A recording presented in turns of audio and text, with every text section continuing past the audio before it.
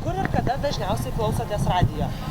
Namuose visą laiką klausiausi Lietuvos ir ten visų kitų. Ir Pūko labai patinka, ir visos kitos ten. Ir, kaip tai vadinasi, du kažkokie tai, nežinau, aš tų pavadinimų. Bet visas radijo stotis klausau. Lietų, paskui patinka sveikinimai, kaip sveikina staigmenos su gimtadieniais. Ir per Lietuvos visokios žinios man patinka, ypač Lietuvos televizijos Rūtos Sinkevičienės, kur dabar Trakus krato, ten man irgi labai patinka. Ką veikiate televizijos reklaminės pauzės metu? Televizijos aš mažai žiūriu, pas kaimynį pažiūrim kartais.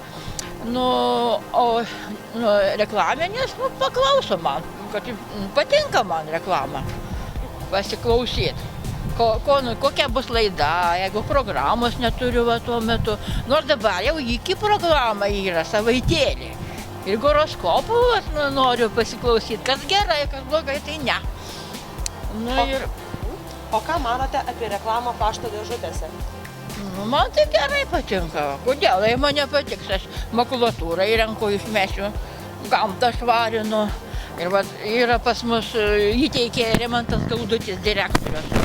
Aš parašiau savivaldybėn, paklausė ir dabar makulatūrų priima, kas puiku prisidurt prie kokio ten nusipirkt, ką nors kokį. Nors ten mažai moka po 10 centų, bet priima tonų ir knygas, viską. Ir plasmasinius butelius, ir ten degtinės, švara labai gerai tėva Grigiškė įteikė. Ir prie savanorių, kiek žinau, visur yra, kad daugiau tokių kioskų. Kartais laiku neišveža, nereikalauna pardavėja, bet laiku neišveža ir vakar pilnas kioskas šiukšlių, aš negalėjau priduoti. Kokie žymus Lietuvos žmonės reklamoje paskatintų jūs pirkti produktą ir kodėl?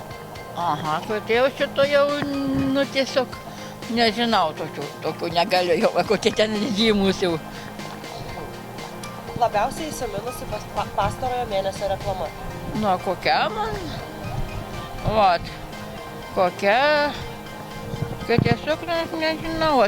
Laida Kelmickaitė Zitos man per Lietuvos televiziją reklamuoja, o per radijų, irgi biski per daug, jau ten kartais būna geriau koncertų, daugiau dainų.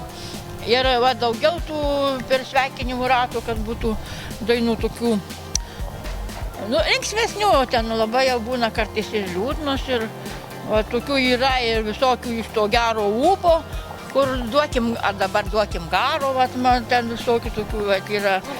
Šeduvos bernai, ten visokių, ten tokių klausom visą laiką penktadienį.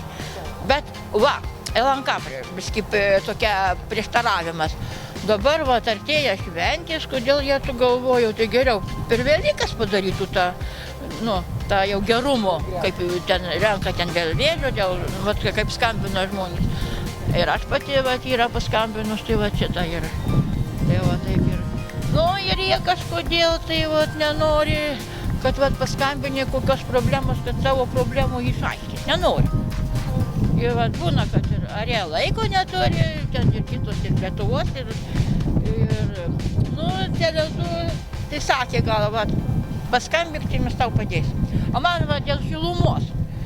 Taip, aš pagal gaunamas pajamas dabar turiu mokėti. Už karštą vandenį gyvatukus 31,51, mano pajamos 6,30, o už šildymą 56. Ir jie man skaičiuoja delspinigius. Tai 2,15, tai noriu laiku visą laiką sumoku. Gaunu pensiją ir sumoku, bet jie skaičiuoja ir į tą klausimą man atsako. O kokiomis naujienomis labiausiai pasitikit? Ar televizijos, ar spaudos, ar radijo? Visom ir spauda, ir Lietuvos radijo išgirsta. Nors kartais gal ir sumeluoja taip kur. Būna. Gal tiksliai nežinau, bet būna, kas sumeluoja. O ką manote apie naują televizijos serialą apie Miją? Ar žiūrėsite? Ne, aš tokios nežiūrėjau. Aišku. Man tokia reklama patiko. Aha, sako, ten kakadų. Sako, Katytė, kas ministrė? Katytė Mija. Šitą vat man buvo juokinga įstrigo.